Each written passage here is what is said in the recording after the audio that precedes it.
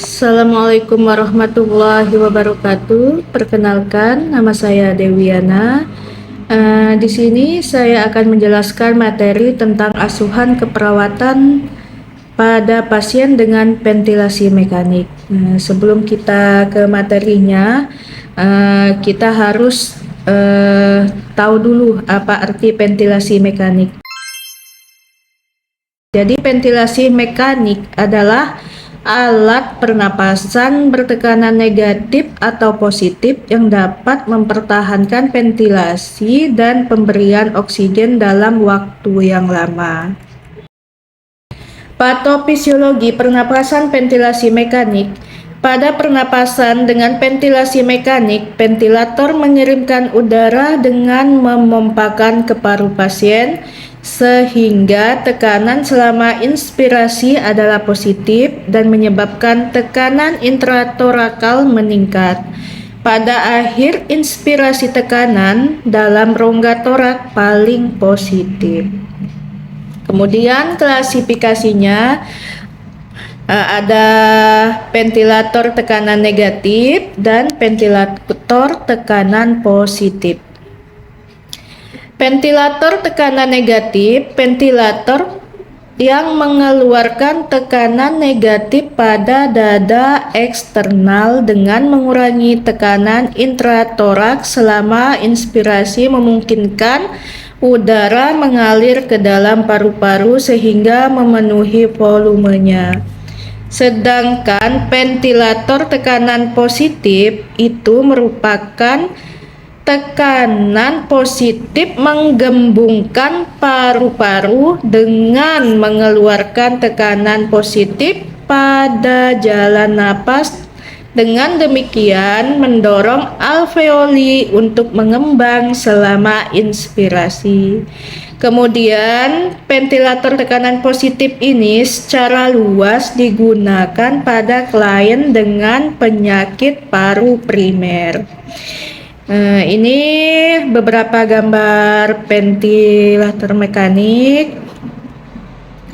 Kemudian target atau tujuan ventilator yaitu yang pertama memperbaiki oksigenasi atau kegagalan oksigenasi. Yang kedua adalah eliminasi CO2 atau kegagalan ventilasi atau drive.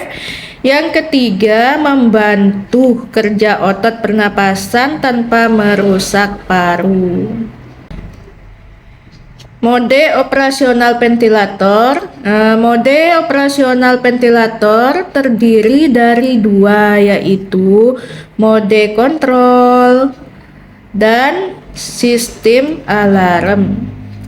Kemudian indikasi pemasangan ventilasi mekanik. Yang pertama adalah kegagalan ventilasi. Yang kedua adalah kegagalan pertukaran gas. Kegagalan ventilasinya neuromuscular disease, central nervous system disease, depresi sistem saraf pusat yang meliputi muskuloskeletal disease dan ketidakmampuan torak untuk ventilasi. Kemudian kegagalan pertukaran gas yaitu gagal napas atau respiratory failure akut maupun kronik, penyakit paru gangguan difusi, penyakit paru ventilasi atau perfusi mismatch. Komplikasi ventilasi mekanik. Ventilator adalah alat untuk membantu pernapasan pasien.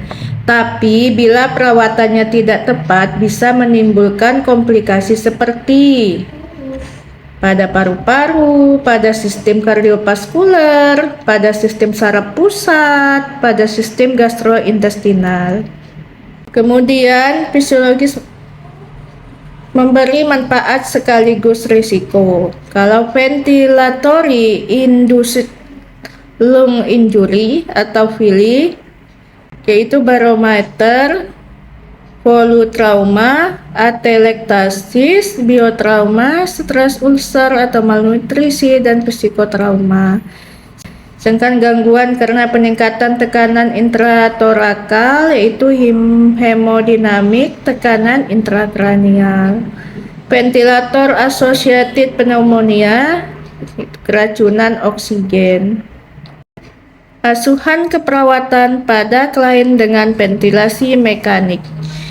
Perawat mempunyai peranan penting dalam mengkaji status pasien dan fungsi ventilator. Dalam mengkaji klien, perawat mengevaluasi hal-hal berikut, yaitu tanda-tanda vital, bukti adanya hipoksia, frekuensi dan pola pernapasan, bunyi napas, status neurologis, volume tidal, ventilasi semenit, kapasitas vital kuat, kebutuhan pengisapan, upaya ventilasi spontan klien, status nutrisi, dan status psikologis. Pemeriksaan diagnostik yang perlu dilakukan pada klien dengan ventilasi mekanik yaitu yang pertama yang harus kita lakukan adalah pemeriksaan fungsi paru. Yang kedua, analisa gas darah arteri. Yang ketiga, kapasitas vital paru. Keempat, kapasitas vital kuat. Kelima, volume tidal. Keenam, inspirasi negatif kuat. Ketujuh, ventilasi semenit. 8, tekanan inspirasi. 9, volume ekspirasi kuat. 10, aliran volume. 11, sinar X dada. 12, status nutrisi atau elektrolit. Kemudian diagnosa keperawatan mayor klien dapat mencakup kerusakan pertukaran gas yang berhubungan dengan penyakit yang mendasari atau penyesuaian pengaturan ventilator selama stabilisasi atau penyapihan atau pengesetan ventilator tak tepat. Yang kedua, ketidakefektifan bersihan jalan napas yang berhubungan dengan pembentukan lendir yang berkaitan dengan ventilasi mekanik tekanan positif. Kemudian penata laksanaannya, yang pertama meningkatkan pertukaran gas.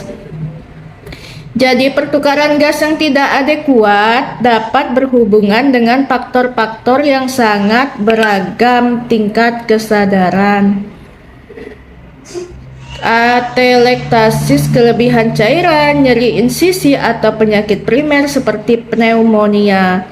Pengisapan jalan napas bawah disertai fisioterapi dada atau perkusi vibrasi adalah strategi lain untuk membersihkan jalan napas dari kelebihan sekresi karena cukup bukti tentang kerusakan intima pohon trakeobronkial.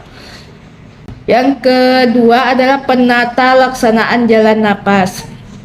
Jadi ventilasi tekanan positif yang kontinu dapat meningkatkan pembentukan sekresi dengan apapun kondisi pasien yang mendasari. Jadi perawat harus mengidentifikasi adanya sekresi dengan auskultasi paru sedikitnya 2-4 jam. Kemudian evaluasi hasil yang diharapkan dari asuhan keperawatan yang diberikan antara lain, yang pertama adalah menunjukkan pertukaran gas, kadar gas darah arteri, tekanan arteri pulmonal, dan tanda-tanda vital yang adekuat. Yang kedua, menunjukkan ventilasi yang adekuat dengan akumulasi lendir yang minimal. Yang ketiga, bebas dari cedera atau infeksi yang dibuktikan dengan suhu tubuh dan jumlah sel darah putih.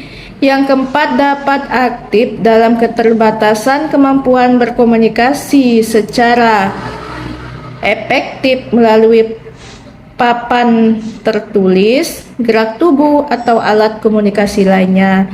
Yang keenam adalah dapat mengatasi masalah secara efektif. Demikianlah penjelasan saya tentang materi asuhan keperawatan pada pasien dengan ventilasi mekanik. Akhir kata saya akhiri. Assalamualaikum warahmatullahi wabarakatuh.